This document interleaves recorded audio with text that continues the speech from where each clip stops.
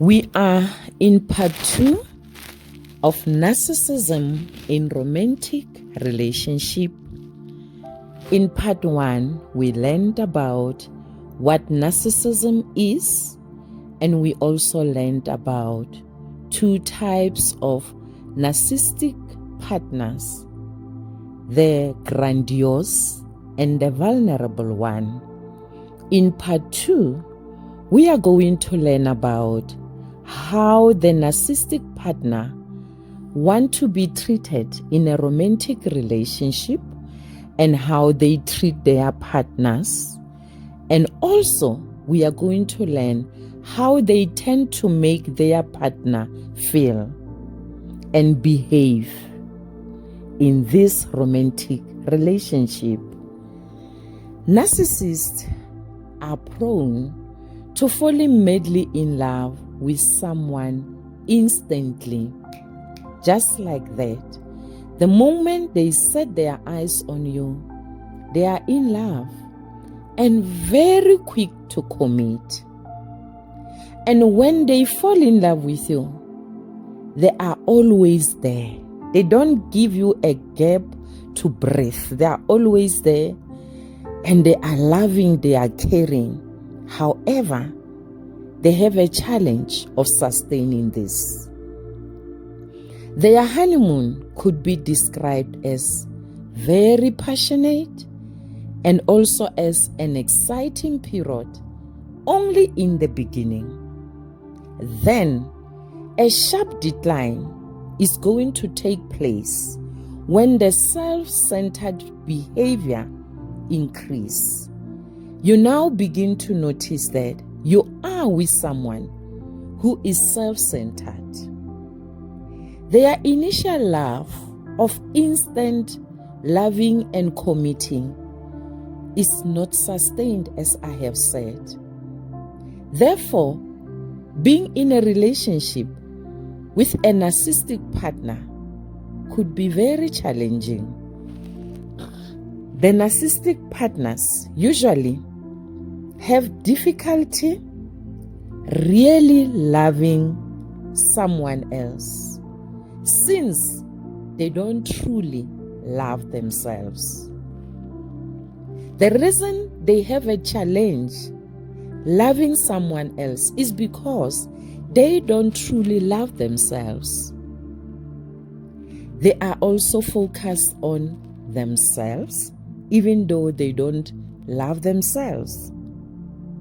They focus on themselves that they cannot really see their partners as a separate person. They tend to only see the partner in terms of how they want the partner to feel or meet their needs. The narcissistic people often lack the ability to have empathy with their partner's feeling. And this lack of empathy leads to a lot of hardship in the relationship. Any ideal romantic relationship goes through 4 stages, which will tell if the relationship will survive or not. Let us look at an ideal relationship and the stages that the relationship goes through, so that later we will see how the narcissistic people go through those 4 stages. The first stage is the appraisal of initial attraction. Here, individuals discern whether they are attracted to a potential partner. You use discernment here.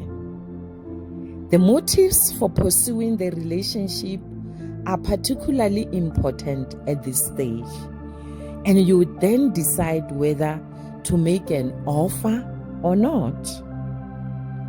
Then, if you have decided to make an offer, you move to the second stage, the proposal or the offer. Then you make a decision to propose. You propose based on how confident you perceive your potential partner to accept your offer. And once your offer is accepted, then you move to the third stage, the stage of strategic self-presentation. This stage involves you selecting to present particular aspects of self. And obviously, you hide other things about yourself. In this stage, only individuals with high confidence will be able to express themselves and present the true self.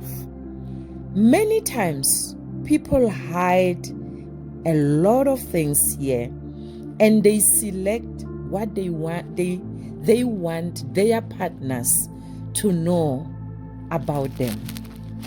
Then we move to the fourth stage, a build-up of a rapport. Here, the two people are bonding now. A build-up rapport will lead to a successful encounter, whereas the lack of build-up will lead to an encounter that is terminated before things goes far. Now, let us look at what happened in narcissism relationship. With the first stage of appraisal of initial attraction, this is where you evaluate your motives. You look at this person and you decide whether it's a person that you can pursue or not. Often when two people meet for the first time, they each carry with them particular motivations which encourage them to fall in love. And with the narcissistic person, they are driven by agentic goals. They pursue a romantic relationship based on attaining a goal. That goal can be status, or they want to boost their self-esteem. A potential partner is gauged through being very physically attractive, or being well known, or being well connected. So, narcissists sometimes also seek a partner because of protection. This helps to enhance the narcissistic status. And when they move to stage of strategic self-presentation, after they have put down on the table their offer or proposal, if you are dating a grandiose narcissistic, the offer is based on making themselves to look more attractive than any other person around you. They use strategies of demonstration and demonstration of competence or being capable. They make sure that they give you the impression that they are competent, they are capable of so many things. Their strategies to pique the interest of the potential partner could include also appearing likable or being morally good. They give you the impression that, for example, I am more capable than other people. And when you are dating a vulnerable narcissistic, or you are even married to a vulnerable narcissistic, they use different strategies from what the grandiose type use. With the vulnerable narcissist, they are motivated to pursue romantic relationship to cope with negative emotions, and they want to boost their inadequate self-image. The vulnerable narcissists are introvert in nature, and they tend to engage in warm, they engage in admiring, they engage in submissive behavior towards those whom they perceive to be desirable. They are not like the grandiose, as we have seen how the grandiose behave in a relationship. And once the relationship becomes more settled, the selfishness show up. A tendency to forgive go down. Now, they are more sensitive people. They are not like the people that you knew before. That person who was supportive and caring, they are lacking support, they are not caring. They present tendencies of unwilling to forgive wrongdoings. They also present tendencies to get into arguments, and a critical attitude toward a partner in general start to show up. Narcissism is associated with game-playing behavior. They know how to play games with you. They are controlling in behavior, and they are concerned with popularity. They are concerned with the success of the partner, not their success, but the partner's success. When you are in a narcissistic relationship, you may feel very lonely. You might feel like you are just an accessory, and you might feel that your needs and wants are unimportant. A narcissist partner acts as if they are always right, that they know better, and that their partner is wrong and incompetent. And this often leaves the other person in the relationship with them either angry or either trying to defend themselves, or even either trying to identify themselves with this negative self-image and feeling badly about themselves. That's how they will make you feel when you are in a relationship with them. The narcissists prefer relationship with little closeness and little intimacy. And in a relationship, they are uncooperative. They are selfish. They are cold and often abusive. They leave their partners feeling torn between their love and their pain. Now you question yourself, which one must I go with? Must I endure the pain, even though I don't feel loved? Or you find that you are torn in between. And they also leave their partner torn between staying and leaving. Should I stay, he will improve, he will change, or should I leave? And what will happen when I leave? But unfortunately, they can't seem to do one of this. The partner can't do anything about this, either leaving or staying, choosing between love and pain. They just don't know what to do. So their partner often feel ignored, their partner feel uncared about, and they feel unimportant. As the narcissist criticize you, this take you into depression and sadness. You live life in pain. The relationship is characterized by demands. They demand this, they demand that. And the relationship is also characterized by emotional unavailability. They are emotionally unavailable. They will be with you under the same roof, but emotionally they are not there. So that makes their partner to lose confidence, and their self-esteem also decrease. And despite their partner's request, you will be requesting and sweating to make sure that the relationship works. The narcissist appear to lack consideration of your feelings and your needs.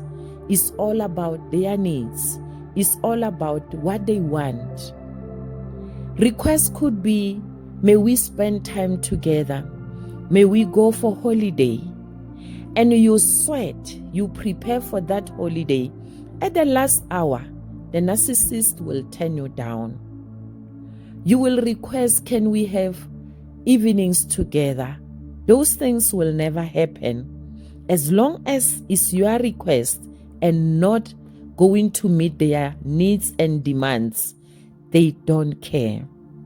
And over time, as this continues happening, their partners become deeply hurt and frustrated. And what hurts and frustrates them is that in spite of their please, can we do this? Please, in spite of their pleas and energies to make things work out for both of them, the narcissist partner appear to lack consideration. They don't care. So when you have a partner like this, it's very, very challenging, and it can take you into depression. Now, let us look at how the partners of someone who is narcissistic tend to feel, tend to behave in a relationship with a narcissistic person. We said they find themselves torn between love and pain, torn between living and staying. The partners of narcissist people, they feel betrayed. They feel betrayed that their partners are not considerate of their feelings and needs. They feel that no one is attending to them. And that romantic person they felt in love with disappeared as time went on. Now they are looking for that person. They are searching for that romantic person, and they can't find that person within their partner. They feel unseen because a narcissistic person will stay with you. As we said, they are emotionally unavailable, and that make their partner feel unseen and lonely. You are in the same house, but you are lonely. You are in a romantic relationship, but you are lonely. And they constantly long for emotional connection, because this one that you are with deny you with that emotional connection. The partners of the narcissist, they find it difficult to express their rights. You can't say anything about your needs and your feelings, and this make it difficult for them to set boundaries. So you live even beyond your boundaries. It's all about them. It's not about you at all. And as their relationship progress, the partners of a narcissist individual tend to lose or decline in self-esteem, and they tend to be dependent on the very same person who abused them. Their independency decline, and some give up their studies, some give up their careers, they give up their hobbies, they give up their family ties. You are no longer attending family celebration, family events. Some they lose their friends, and they do all this with the aim to appease their narcissistic partner. This is a person who will tell you, you're not going to that funeral. If you want to be with me, leave your friends so and so. You're not going to pursue that career because 1, 2, 3. I don't like this hobby of yours. It's all about them. And because the partner, they don't know whether they should leave or they should go, they finally decide to appease them and give up everything that they have in their lives. And the partners know that they are in a wrong relationship, but they don't have courage to take the right step. They want to leave, but they lack courage. Narcissists are abusive. They protect themselves through aggression. When you try to express how you feel, they are likely to be verbally aggressive, and they also protect themselves by using power over other people. Power can be money, power can be position. And narcissists are spiteful, they can be cruel, they can be hostile, and they inflict pain without remorse. And most of them, they don't even realize they have injured those who are in love with them and those who are closer to them, because they lack empathy. That is the reason they don't realize. They are more concerned with getting their needs met.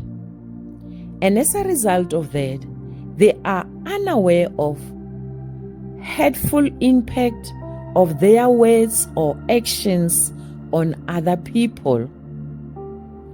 And narcissistic abuse can include any type of abuse. It could be physical, it could be sexual, financial, mental, or emotional abuse, or even a combination of some of them. Most often, narcissists prefer to use emotional abandonment.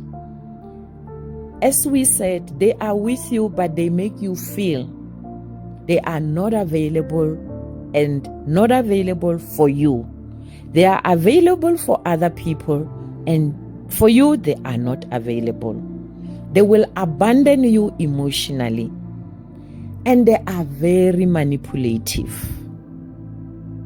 They know how to withhold favors or rights.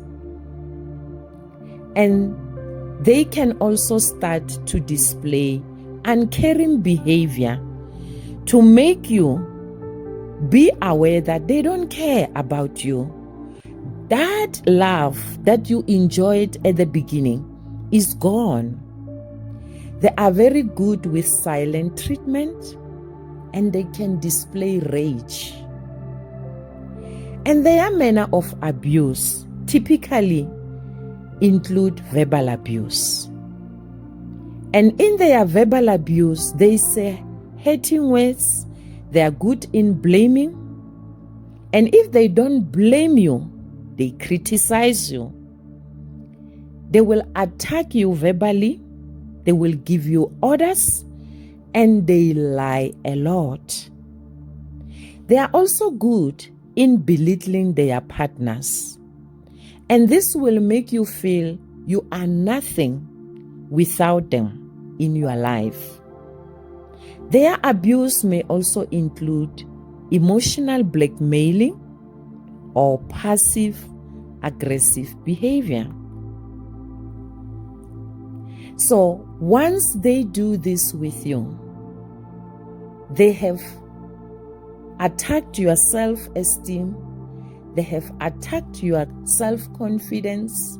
Now you doubt yourself and they are done with you. Hence, many people will spend years and their entire life in a relationship that they know they don't need to be there, but they are torn between living and staying. They keep procrastinating about taking the right step. They know the right step, but they don't do the right thing. Stay connected and tuned. In part 3, we are going to look into what happened in the bedroom of a narcissist partner.